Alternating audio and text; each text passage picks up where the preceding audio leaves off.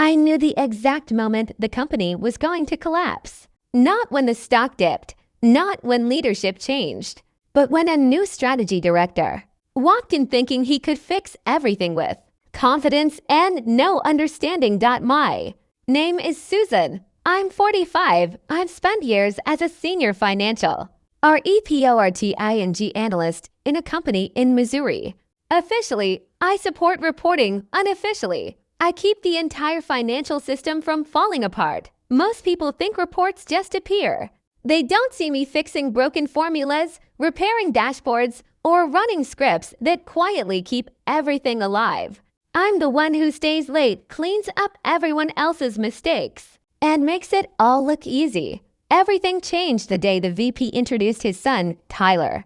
As the new director of strategic planning, Tyler walked in like he owned the place. Expensive suit, MBA confidence, and zero understanding of how anything actually worked. He looked at my work and called it outdated. Then, in front of everyone, he dismissed me as someone who just maintains things. That was his first mistake. Instead of arguing, I agreed. If I don't contribute anything, I said calmly, then I'll stop contributing. From that moment, I stopped fixing things. I stopped running cleanup scripts. I stopped correcting broken spreadsheets. I stopped saving reports before deadlines, and I just let the system behave exactly as they designed it. At first, they didn't notice. Then small problems started appearing.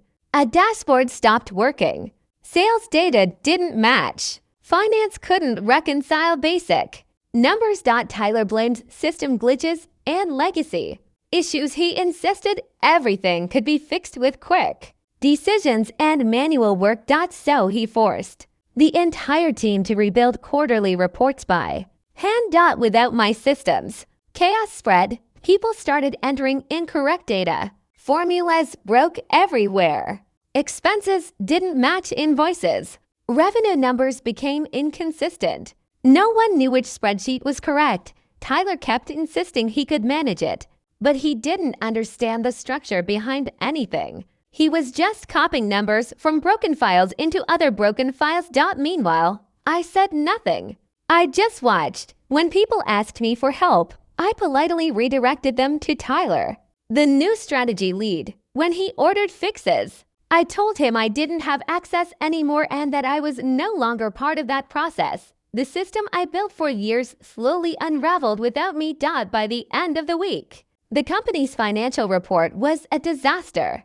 Revenue was inflated, costs were missing, and entire sections were blank. Tyler proudly sent the final report to the board. That was the second mistake, because what he didn't realize was that the numbers he submitted weren't just wrong, they were legally wrong. The auditors noticed immediately. An urgent review was triggered. Senior leadership panicked. Suddenly, everyone wanted answers, and suddenly, they wanted me back. The VP and CFO called me into the room. They told me there had been a miscommunication. They asked me to fix the reports and smooth things over.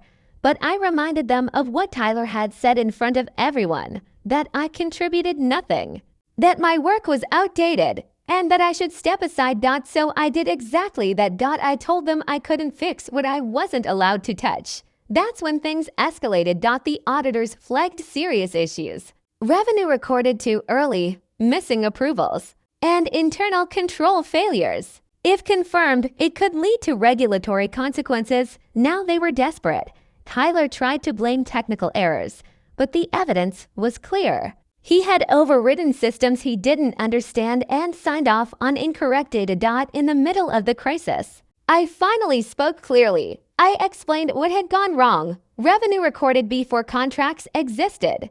Manual spreadsheets bypassing controls, missing validation rules. Broken data structure. I didn't exaggerate.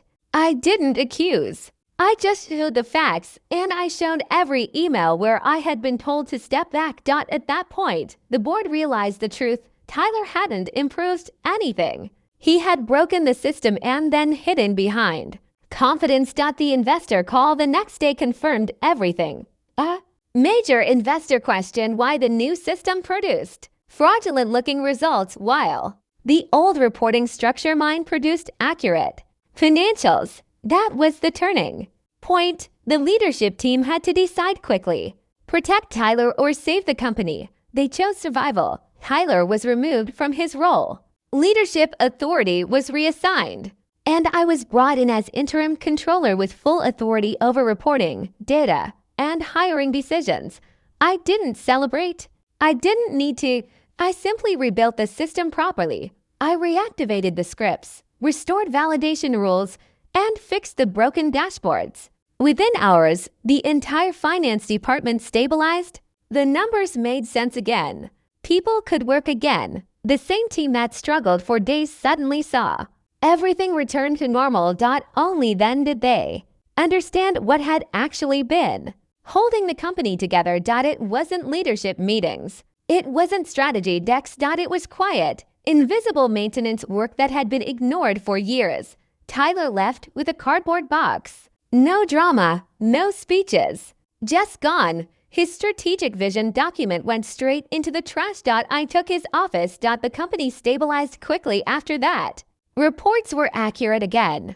Auditors backed off. Investors regained confidence. And for the first time in years, I stopped spending my life fixing emergencies caused by people who didn't understand the system they were changing. Now, when something breaks, it gets handled properly. And when someone says I don't contribute much, I just let the system speak for itself. Because in the end, the structure only looks invisible until it stops holding everything up.